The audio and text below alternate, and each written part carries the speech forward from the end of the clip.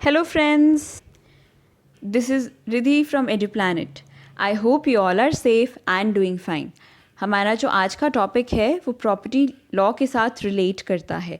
जैसे कि पहले हम पढ़ चुके हैं कि section 3 that is interpretation clause of the transfer of property act 1882, उसमें मैंने आपको डिटेल में डेफिनेशंस एक्सप्लेन की थी।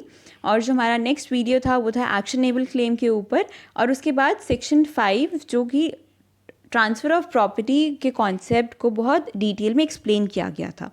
तो सेक्शन 5 का ही आगे जो कॉन्टिन्यूशन है वो है सेक्शन 6। मतलब अब आपने ये तो समझ लिया कि ट्रांसफ़र ऑफ प्रॉपर्टी का मतलब क्या होता है। अब हम ये देखेंगे कि ट्रांसफ़र क्या होता है, क्या हो सकता है। तो ये जो कॉन्सेप्ट है आज मैंने इस वीडियो के अंदर एक्सप्लेन किया है। जो सेक्शन 6 है वो डील कर रहा है कॉन्सेप्ट के साथ कि व्हाट मे बी ट्रांसफर्ड। अभी जैसे सेक्शन 5 में आपने पढ़ा कि ट्रांसफ़र ऑफ प्रॉपर्टी क्या होता है, तो ये जो सेक्शन 6 है ट्रांसफ़र ऑफ प्रॉपर्टी एक्ट का, वो बोलता है कि क्या ट्रांसफ़र हो सकता है। ये जो सेक्शन 6 बोलता है कि काफ़ी चीज़ें जो है मोड्स बताता है वो कि किस मोड्स के थ्रू हम ट्रांसफ़र कर सकते हैं और क्या ट्रांसफ़र होता है। प्रॉपर्टी और इंटरेस्ट इन प्रॉपर्टी मतलब एक ऐसा जनरल रूल है जो ट्रांसफरेबल है, और ये जो ट्रांसफरेबिलिटी है उस प्रॉपर्टी की वो एक मैक्सिम पे बेस्ड है, दैट इज़ एलियनेशन री प्रेफरेचर ज्यूरी एक्रेसेंडी। इस मैक्सिम का मतलब ये है कि लॉ क्या फेवर कर रहा है। लॉ फेवर कर रहा है कि एलियनेशन से ज़्यादा वो एक्यूमुलेशन को फेवर कर रहा है। एक्यूमुलेशन का मतलब होता है कि किसी भी चीज़ का वो ग्रेजुअली इंक्रीज़ होना, मतलब उस चीज़ का ग्रेजुअली एक्वायर होना या उस चीज़ को गेन करना, तो वो होता है एक्यूमुलेशन। अब जैसे ट्रांसफ़र ऑफ प्रॉपर्टी जो है, अगर हम प्रॉपर्टी एक्वायर करेंगे, मतलब एलियनेशन नहीं करेंगे, उस प्रॉपर्टी को हम एक्वायर करेंगे, एक्यूमुलेट करेंगे, तो उससे क्या वो ग्रोथ होगा मास कम्युनिटी का। तो इस मैक्सिम के ऊपर ही ये जो सेक्शन 6 है व्हाट मे बी ट्रांसफर्ड, ये उस चीज़ के ऊपर बेस्ड है कि जो ट्रांसफरेबिलिटी होती है प्रॉपर्टी की, उसमें जो लॉ है वो फेवर करता है एलियनेशन को एलियनेशन से एक्यूमुलेशन को। तो इस चीज़ में हमें क्या नोट करना चाहिए कि कुछ ऐसे एक्शंस होते हैं कि जो भी पावर ऑफ जो ओनर का पावर होता है कि वो अपना इंटरेस्ट इन प्रॉपर्टी एलिनेट कर सकता है, अगर वो उसमें कोई भी एक्शन इंटरफेयर कर रहा है तो वो लॉ उस चीज़ को डिसफेवर कर देता है, मतलब वो उसे पसंद नहीं आता है, लॉ इस चीज़ की परमिशन ही नहीं देता है। जैसे कि जो ट्रांसफ़र ऑफ प्रॉपर्टी एक्ट है 1882 वो एक सिविल लेजिस्लेशन है, जो इसका एक बहुत ही मतलब ज़्यादा इम्पॉर्टेंस है कि जो भी प्रॉपर्टी रिलेटेड ट्रांजेक्शन्स होते हैं कंट्री में जो थ्रू आउट चलते हैं वो उसके लिए बहुत ज़्यादा इम्पॉर्टेंट है। तो पहला जो क्लॉज आता है कि 10 जो काइंड्स हैं स्पेसिफिक प्रॉपर्टीज़ और इंटरेस्ट के जो ट्रांसफ़र नहीं हो सकते हैं, मतलब नॉन ट्रांसफरेबल प्रॉपर्टीज़ जो हैं, वैसे तो कोई भी टाइप का जो ट्रांसफ़र हो सकता है प्रॉपर्टी में, एक्सेप्ट वो जो इस सेक्शन के अकॉर्डिंग या इस सेक्शन में आगे चल के जो भी लॉ इन्फोर्स करेगा, जो अमेंडमेंट्स होंगी उसके हिसाब से वो ट्रांसफ़र नहीं होगा। तो जो पहला नॉन ट्रांसफरेबल प्रॉपर्टी का जो काइंड है वो है स्पेस सक्सेशनिस्ट। स्पेस सक्सेशनिस्ट का मतलब होता है कि एक्सपेक्टेशन ऑफ सक्सेशन, मतलब हमें एक्सपेक्टेशन है कि वो सक्सेशन होगा वो प्रॉपर्टी, मतलब हम एक्सपेक्ट कर रहे हैं कोई चांस होगा कि हमें वो प्रॉपर्टी सक्सेशन के थ्रू मिल सकती है। अब सक्सेशन मतलब या तो इनहेरिटेंस या फिर विल, मतलब फॉर एग्ज़ाम्पल ये कि ए है, उसके 2 सन्स हैं बी एंड सी। तो जो ए है वो बहुत ज़्यादा ओल्ड हो गया है और वो किसी इनक्योरेबल डिसीज़ से वो सफ़र कर रहा है, बट वो अभी भी अलाइव है। तो हम ये एक्सपेक्ट कर रहे हैं कि ए काफ़ी जल्दी मर जाएगा और उसको अभी मनी की ज़रूरत है। तो बी ने क्या किया, बी जो उसका सन है उसने क्या किया, ए की प्रॉपर्टी का हाफ शेयर एक्स को सेल कर दिया। ये जो प्रॉपर्टी का ट्रांसफ़र था वो वॉइड था। क्यों? क्योंकि ए की डेथ अभी हुई नहीं थी। तो अगर ए की डेथ से पहले बी ने प्रॉपर्टी ट्रांसफ़र कर दिया तो वो लीगल हेयर नहीं था उस टाइम पे, तो इसीलिए हम उसे सिंपली टर्म में क्या बोलेंगे, हेयर एपरेंट। उस टाइम पे जो बी था वो हेयर एपरेंट था, और अगर जो बी है वो transfer of property after as death करता तो वो प्रॉपर्टी वैलिड होता ट्रांसफ़र वाला। बट वो वॉइड क्यों हुआ? क्योंकि वो एक लीगल हेयर नहीं था। और इसमें एक दूसरा एक जो कॉन्सेप्ट आता है कि अगर ए डाइज इन लाइक अगर जो ए है वो विदाउट विल बनाए बिना ही वो मर गया है, तो अगर वो विल ही नहीं बनाएगा तो ए जो है वो बी है जो है वो प्रॉपर्टी नहीं ट्रांसफ़र कर सकता है। तो स्पेस सक्सेशनिस्ट में मेन कॉन्सेप्ट ये है जो हमें इस क्लॉज के अंदर जो 3 चीज़ें जो हमें देखना चाहिए कि पहला कि हेयर एपरेंट का चांस उस स्टेट को सक्सीड करने का कितना है।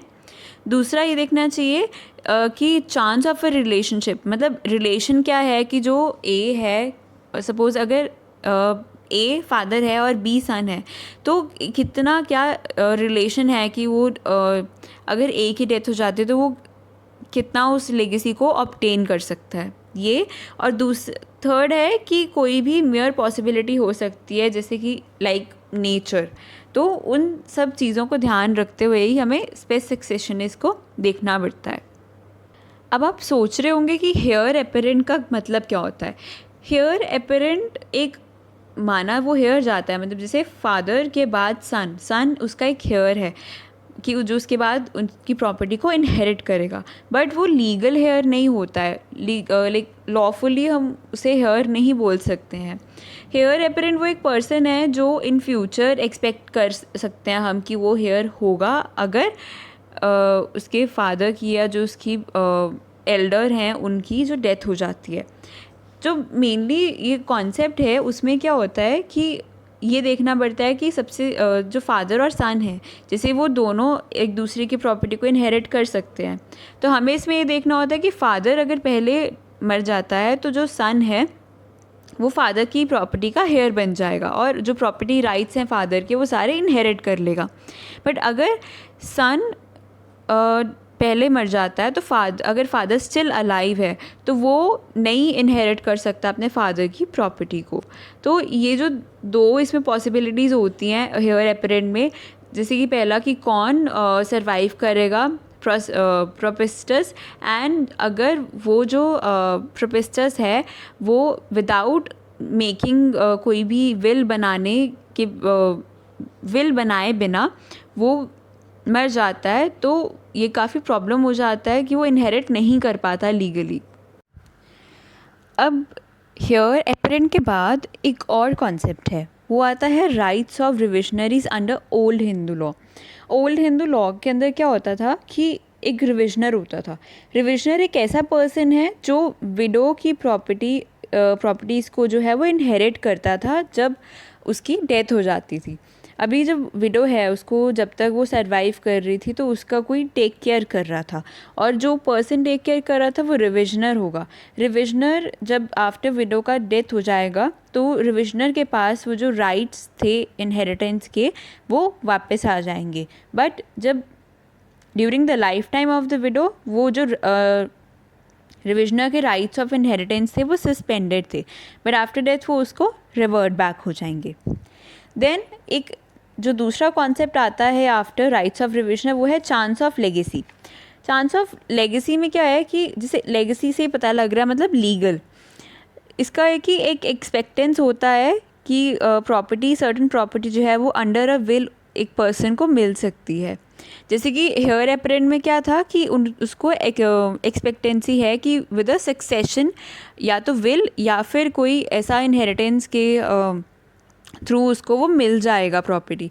But chance of A legacy में क्या है कि वो एक पर्टिकुलरली जो प्रॉपर्टी है वो अगर अंडर अ विल लिखी होगी तो उस विल के अकॉर्डिंगली उसके चांसेस बनेंगे कि उसे वो प्रॉपर्टी मिलेगा। Then next is right of re entry. Right of re entry का मतलब है कि राइट कि उस पोजेशन को रिज्यूम कर सकते हैं। सपोज़ मेरे पास एक लैंड का पोजेशन है तो मैं उसको रिज्यूम करना चाहती हूँ। उसका मतलब हुआ कि जो कुछ टाइम के लिए किसी और थर्ड पर्सन को दिया जाने वाला था।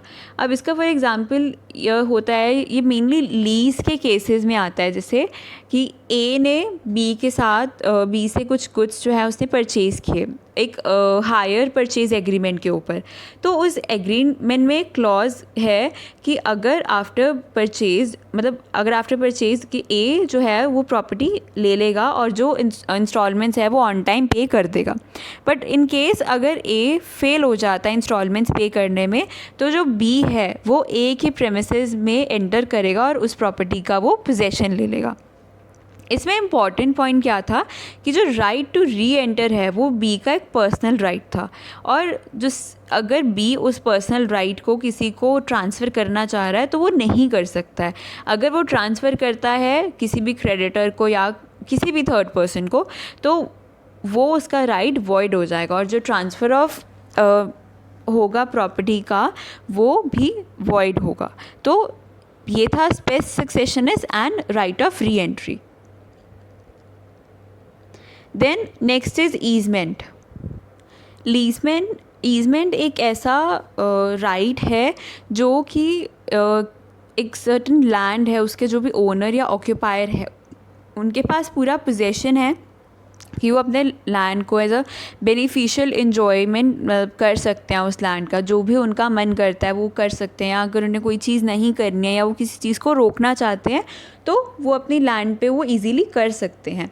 ईजमेंट का जो कॉन्सेप्ट है वो मेनली इंक्लूड कर रहा है कि एक इम्पॉर्टेंट प्रिंसिपल होता है जैसे कि profits of Pendri.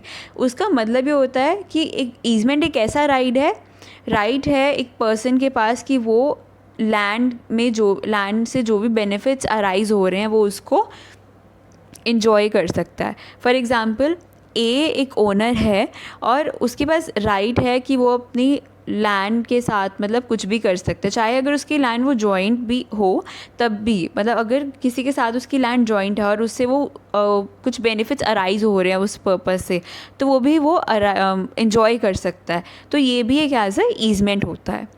Then next is restricted interest. अब रिस्ट्रिक्टेड इंटरेस्ट जो है वो रिस्ट्रिक्शन से पता लग रहा है, मतलब इसमें जो इंटरेस्ट है प्रॉपर्टी में वो रिस्ट्रिक्टेड है।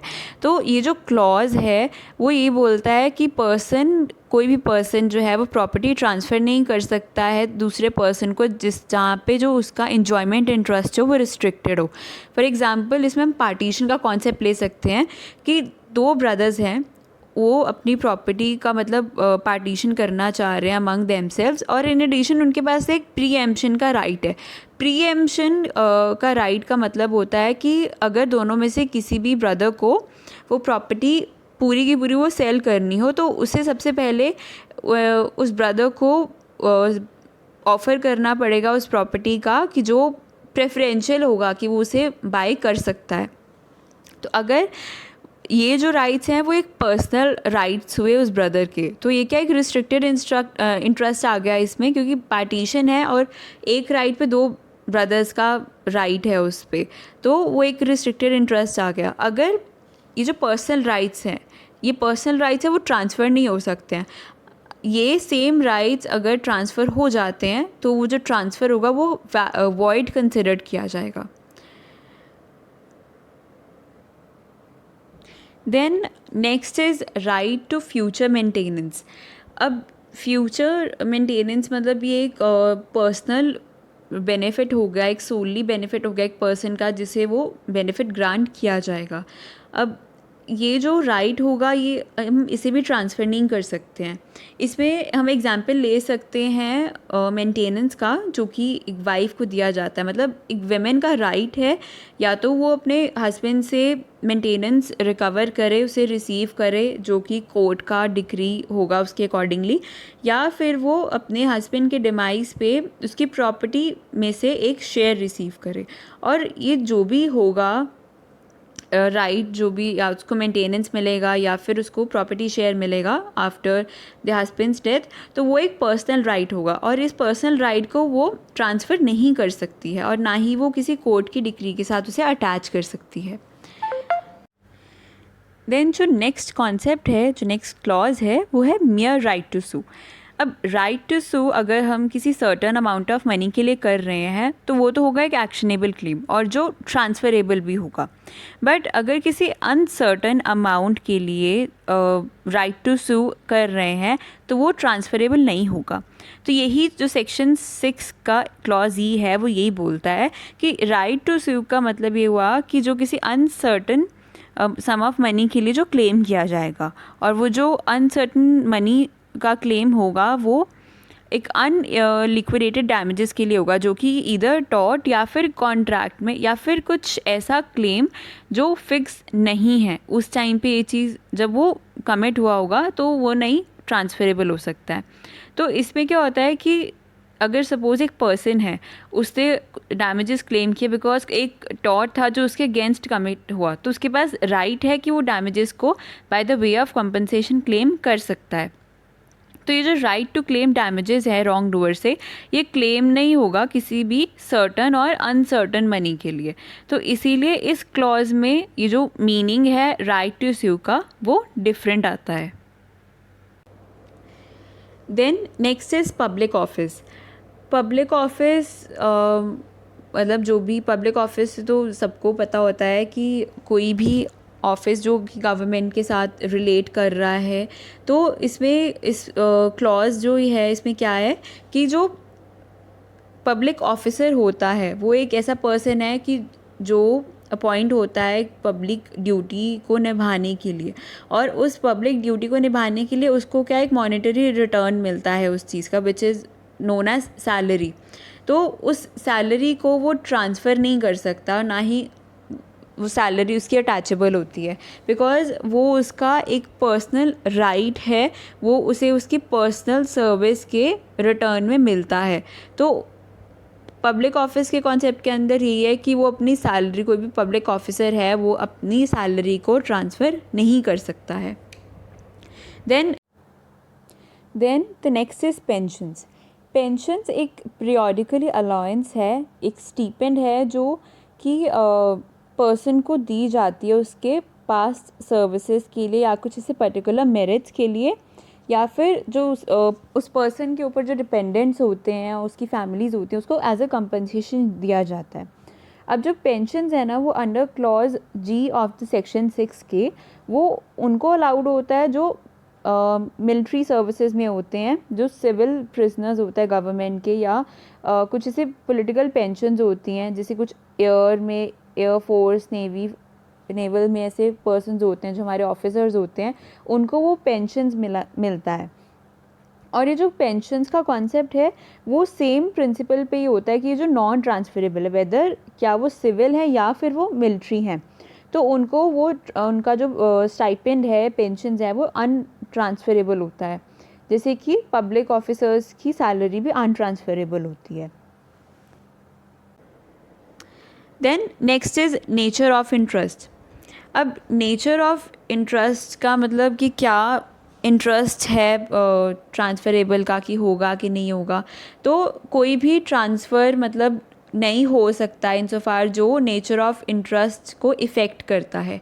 ये कुछ ऐसी चीज़ें होती हैं जो मतलब डेडिकेटेड होती हैं किसी पब्लिक सर्विस को, कोई भी रिलीजन की इंटरेस्ट को। तो अगर ऐसे कुछ रिलीजन के यूज़ पे हो रहा है तो हम उसे नहीं ट्रांसफ़र कर सकते हैं।